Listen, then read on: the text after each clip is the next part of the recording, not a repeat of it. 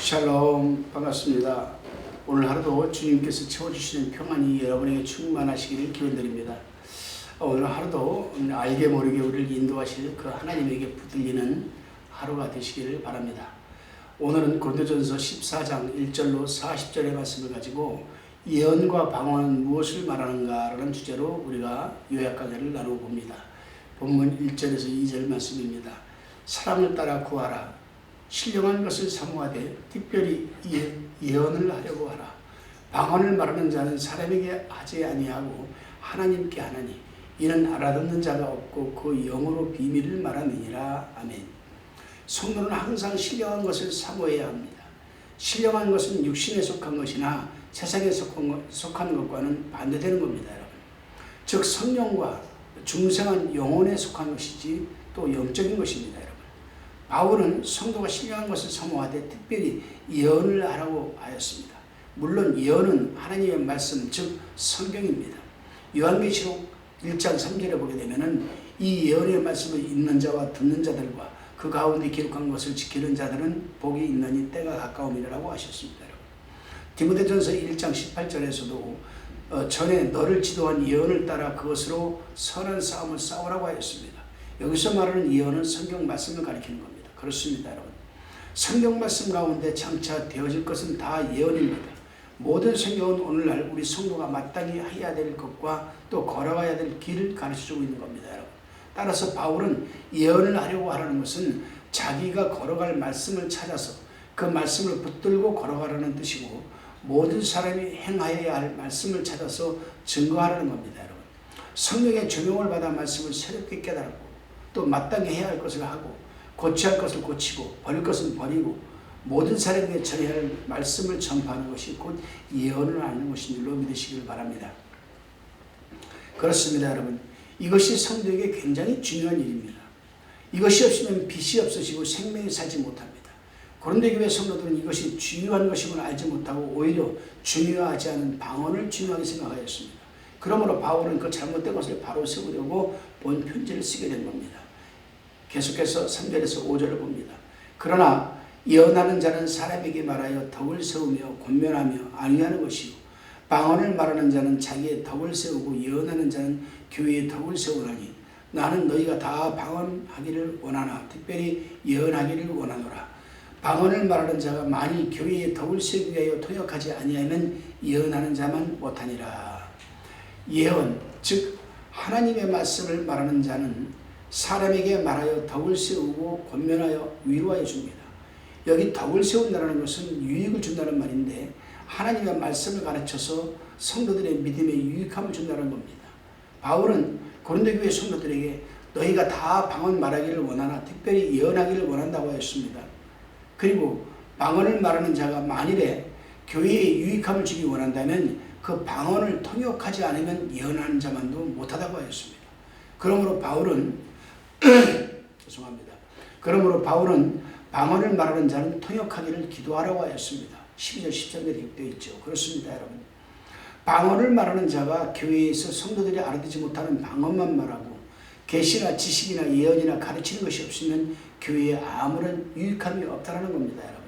그래서 바울은 성경을 읽고 깨달은 마음으로 성경 말씀을 5마디 말하는 것이 1만 마디 방언하는 것보다 낫다라고 합니다. 그렇습니다. 한마디라도 성경 말씀을 깨달아 말하면 교회에 큰 유익이 되지만 방언은 아무리 말을 해도 교회에 유익함이 없다는 겁니다. 왜요? 다른 사람들이 알아듣지를 못하기 때문이에요. 본문 20절입니다. 형제들아 지혜에는 아이가 되지 말고 악에는 어린아이가 되라. 지혜에 장성한 사람이 되라. 아멘. 고린도 교회 교인들이 교만하여서 시기와 분쟁을 하며 유익이 없는 방언을 자랑하고 있었던 것은 그들이 여러분 이 악에는 장성하고 지식에는 유치한 까닭이었습니다. 그러므로 바울이 그들에게 악에는 어린아이가 되어 악한 일을 할 줄도 모르고 할 수도 없는 자가 되고 지혜에 있어서는 장성한 사람이 되어서 어떤 것이 귀중한 것인지 어떤 것이 유익한 것인지를 바로 깨달아서 바른 신앙의 길을 걸어가라고 하는 겁니다. 21절로 23절의 말씀입니다. 율법에 기록된 바 주께서 가라사대 내가 다른 방언하는 자와 다른 입술로 이 백성에게 말할지라도 저희가 오히려 듣지 아니하리라 하였으니 그러므로 방언은 믿는 자들을 위하지 않고 믿지 아니하는 자들을 위하는 표적이나 예언은 믿지 아니하는 자들을 위하지 않고 믿는 자들을 위함이니 그러므로 온 교회가 함께 모여 다 방언으로 말하면 무식한 자들이나 믿지 아니하는 자들이 들어와서 너희를 미쳤다 하지 아니하겠느냐. 바울은 이사야서 28장 11절 말씀을 인용을 하여서 지금 말을 합니다. 그런데 이사야서는 예언서인데 왜 본문에서는 율법이라고 하였을까? 이것은 구약성경이 율법이라고 불리기도 했기 때문입니다. 그 당시에 이사야 선지자가 하나님의 말씀을 이스라엘 백성에게 전해주었으나 그 말씀을 지키지 않았으므로 방언으로 예언하여 다른 아수르 사람을 불러다가 이스라엘 백성을 징계하여 깨닫게 할 것을 예언했던 것을 지금 가리키는 겁니다. 좀 쉽게 얘기하면요, 하나님께서 이사야 선지자에게 히브리 언어로 이스라엘 백성들에게 회개하라, 하나님에게 돌아오라 하는데도 그들이 말을 듣지 않아요. 듣지 않았습니다. 그러니까 이사야 선지자는 아수르 사람들이 쓰는 아수르 방언으로 아수르 사람에게 전도했다 이 말입니다. 그러니까 이사야 선지자가 이스라엘 나라 말로 말할 때에 믿고 순종하였다면 아수르 사람들을 불러올 필요가 없었죠. 그러나 그들이 순종치 않았기 때문에 이 아수르 방언으로 예언하여서 다른 아수르 사람들을 불러다가 이스라엘 백성들을 징계하여 하나님께 순종시킨 거라 이 말씀입니다. 여러분. 그래요. 방언은 믿지 아니하고 순종하지 않은 사람들을 위해 주는 표적이요, 예언은 믿는 자들을 위해 주는 것이라고 지금 말을 하고 있는 것이 바로 그런 뜻입니다. 그러므로 온 교회가 다 모여서 방언하며 떠들면 믿지 않는 사람들이나 무식한 사람들이 볼 때 미쳤다고 할 겁니다. 그러므로 교회에서 방언을 말하는 것은 별로 유익이 없다는 겁니다. 제가 그랬었습니다. 제가 어렸을 때에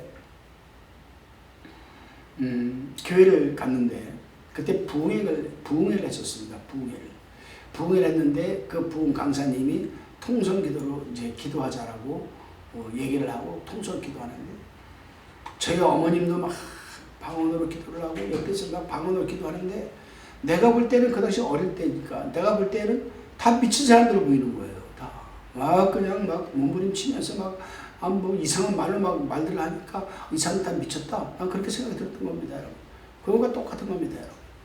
그러나 교회에서 그런 알아듣지 못한 방언을 해가지고 미쳤다는 소리를 듣기보다는 성경 말씀을 읽고 연구하고 그걸 깨달아서 그 말씀을 성도들에게 해준다라면, 그 예언의 말씀을 해준다라면은 그 성도들이 알아듣지 않겠습니까, 여러분?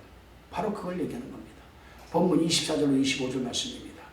그러나 다 예언을 하면 믿지 아니하는 자들이나 무식한 자들이 들어와서 모든 사람에게 책망을 드리며 모든 사람에게 판단을 받고 그 마음에 숨은 일이 드러나게 되므로 엎드려 하나님께 경배하며 하나님이 참으로 너희 가운데 계시다 전파하리라. 교회에서 말씀을 전하면, 즉 예언하면 불신자나 무식한 자도 그 말씀을 통하여 책망을 받고 마음에 숨은 죄가 드러나 회개하고 하나님께 영광을 돌릴 수 있으므로 여러분 교회에 유익한 겁니다. 그러므로 방언은 교회에 유익을 주지 못하나 예언, 즉 성경 말씀은 큰 유익을 줍니다. 그러므로 예언, 즉 성경 말씀이 귀중하다는 겁니다. 여러분. 26절입니다. 그런즉 형제들아 어찌할꼬 너희가 모일 때 각각 찬송시도 있으며 가르치는 말씀도 있으며 계시도 있으며 방언도 있으며 통역함도 있나니 모든 것은 덕을 세우기 위해서 하라. 모든 은사는 이기주의로 사용하지 말고 다른 사람과 교회에 유익이 되고 덕을 세우도록 사용해야 합니다. 은사를 어떤 물질을 취하는 수단으로 사용하거나 또는 자신의 목적을 이루기 위한 수단으로 사용되어진다면 그것은 더 이상 은사가 아닙니다, 여러분. 계속해서 27절 30절 말씀입니다. 만일 누가 방언으로 말하거든 두 사람이나 더불어 세 사람이 차서를 따라하고 그 한 사람이 통역할 것이요 만일 통역하는 자가 없거든 교회에서는 잠잠하고 자기와 및 함께 하나님께 말할 것이요 예언하는 자는 둘이나 셋이서 말하고 다른 이들은 분별할 것이요 30절에 만일 곁에 앉은 다른 이에게 계시가 있거든 먼저 하던 자는 잠잠할지니라. 아멘. 교회에서 방언을 말하려면 두세 사람만 순서대로 하되 통역을 세우라고 했습니다. 왜냐? 거짓으로 통역하는 자가 많으므로 통역하는 자가 바른 통역을 하는지 알아보기 위해서입니다. 그리고 바른 통역인지 가짜 통역인지 알아보려면 한 사람이 방언을 하고 통역하는 자를 두 사람 이상 세워서 통역하는 내용을 각각 기록하게 해야 합니다. 그리고 나서 그 기록한 내용이 일치하면 바른 통역이고 일치하지 않으면 거짓 통역인 겁니다. 만일 통역하는 자가 없으면 교회에서는 방언을 말하지 말고 잠잠하고 자기 혼자서 개인 기도할 때나 하나님께 개인적으로 기도할 때 그때 방언으로 하라는 겁니다. 본문 32절 33절 말씀입니다. 예언하는 자들의 영이 예언하는 자들에게 제재를 받나니 하나님은 어지러움이 하나님이 아니시오 오직 화평의 하나님이시니라. 예언하는 자들의 영이란 예언하는 자가 받은 성령의 감동 감화를 가리킵니다. 성령은 진리 가운데로 인도하죠. 요한복음 16장 13절에 기록되어 있습니다. 그러므로 이 감동과 감화를 받은 자가 무리하고 무질서하게 행동해서는 안 됩니다. 예언하는 자가 그 감동과 감화를 받을 때에 제지하여서 말씀대로 바른 의식과 행동을 해야 합니다. 그 이유는 하나님은 어지러움이 하나님이 아니고 질서와 화평이 하나님이시기 때문입니다. 34절에서 38절입니다. 모든 성도의 교회의 삶과 같이 여자는 교회에서 잠잠하라. 저희 말하는 것을 허락함이 없나니 율법에 이른 것 같이 오직 복종할 것이요 만일 무엇을 배우려거든 집에서 자기 남편에게 물을 지니 여자가 교회에서 말하는 것은 부끄러운 것이니라. 하나님의 말씀이 너에게로부터 난 것이냐 또는 너에게만 임한 것이냐. 만일 누구든지 자기를 선지자라 혹 신령한 자로 생각하거든 내가 너에게 편지한 것이 주의 명령인 줄 알라. 만일 누구든지 알지 못하면 그는 알지 못한 자니라. 초대교회 당시에 여자가 교회에서 남자들을 가르치는 것은 허용되지 않았습니다. 그 이유는 여자가 교회에서 남자들을 가르치는 위치에 있게 되면 자기 남편 위에 있게 되므로 남편에게 복종하라는 말씀에 위배되기 때문입니다. 그러므로 여자는 교회에서 잠잠하라고 한 겁니다. 물론 이것은 여자가 교회에서 아무 말도 하지 말라는 것은 아니고 남자들을 주장하는 공적 교훈을 하지 말라는 겁니다. 당시 고린도 교회 성도들이 성령대로 건전하게 신앙생활을 하지 않고 방언하고 떠들면서 여자들이 교회에서 가르치느라 어수선하고 소란스러웠다고 합니다. 그러므로 바울이 하나님의 말씀이 너에게로부터 난 것이냐 또 너에게만 임한 것이냐 이렇게 책망을 하면서 성경을 순종하여 모든 교회에서처럼 여자들은 잠잠하고 성경대로 건전한 신앙생활을 하라고 권한 겁니다. 고린도 교회 성도들 중에는 자기를 선지자나 신령한 자로 생각하는 자들이 있었던 것 같습니다.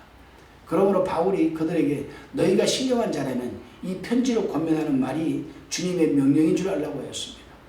바울이 권면하는 말이 주의 명령인 줄 알지 못하면 그는 신령한 것에 대하여 알지 못하는 자라는 겁니다. 그렇습니다.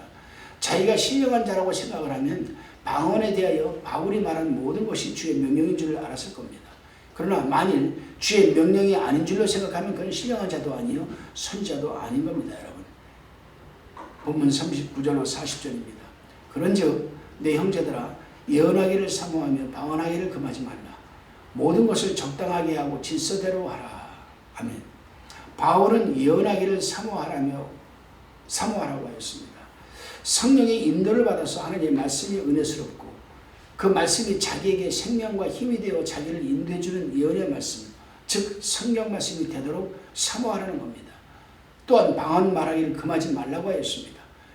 예언하기를 간절히 사모하고 힘써서 생명의 열매가 맺혀 나가야 자기도 살고 다른 사람도 살리게 되는 겁니다. 그러므로 이 일을 부지런히 하면 방언을 하던 것은 자연히 안 하게 됩니다. 왜냐하면 방언은 영적 유익이 없고 열매도 없기 때문입니다. 그러므로 억지로 방언을 금하지 말고 더욱 말씀을 귀중히 여겨서 말씀만 사모하여 그 말씀대로 순종해 나가면 모든 어지러움이 바로잡히고 질서가 유지된다는 것을 지금 사도 바울이 말하고 있습니다. 여러분. 그러니까 요즘 보게 되면 그 예언 학교라는 것이 있고 뭐 예언 사역이 있고 뭘 배우러 다닌다고 그래요. 여러분. 은사가 배워서 되는 것이겠습니까? 여러분. 저도 치유 세미나를 하지만은 저는 성령 치유를 가리켜요. 그래서 성령 치유를 이론적으로 성경적으로 가리키고 그 다음에 기름 부음의 사역의 과정을 통해서 그 사람에게 나타나는 그 은사를 확대화시켜서 치유 사역을 하는 그런 세미나를 저도 인도하고 있습니다만은 혹 보면은 기도하는 가운데에서 짝퉁으로 방언 기도를 하는 사람들이 있어요. 짝퉁으로 방언 기도를 하게 되면 통변이 안 되거든요. 통변이 안 돼요. 저도 방언 통변을 하지만은 아무리 도 통변, 근데 어떤 사람은 방언으로 기도하면 통변이 다 들려요. 그 사람 방언으로 말하는데 나에게는 그게 한국말로 들리는 거죠, 여러분. 한글로. 그렇습니다, 여러분. 그렇게 뭐 어지러운 질서 없는 그런 무질서한 그런 방언 사역보다는 예언 사역, 즉 하나님의 말씀을 읽고 깨달아서 그 말씀을 성도들에게 전해주는 이런 예언 사역이 아주 어지러움이 바로 잡히고 질서가 유지되는 거라 생각하시기를 바랍니다. 기도하시겠습니다. 주님, 부족한 우리에게 하나님의 형상을 드리고 주시고 불러 믿음 주셔서 하나님의 자녀가 되게 하여 주여 감사와 영광을 드립니다. 또한 우리에게 교회의 유익이 되고 우리에게도 유익함이 되도록 방언과 예언의 은사를 주셔서 감사를 드립니다. 이 은사들을 올바로 사용하게 인도하여 주셔서 섬기는 교회와 우리들이 더욱 성장하고 하나님을 더욱 사랑하고 섬길 수 있도록 인도해 주옵소서. 이 싸움 감사드리며 예수님의 이름으로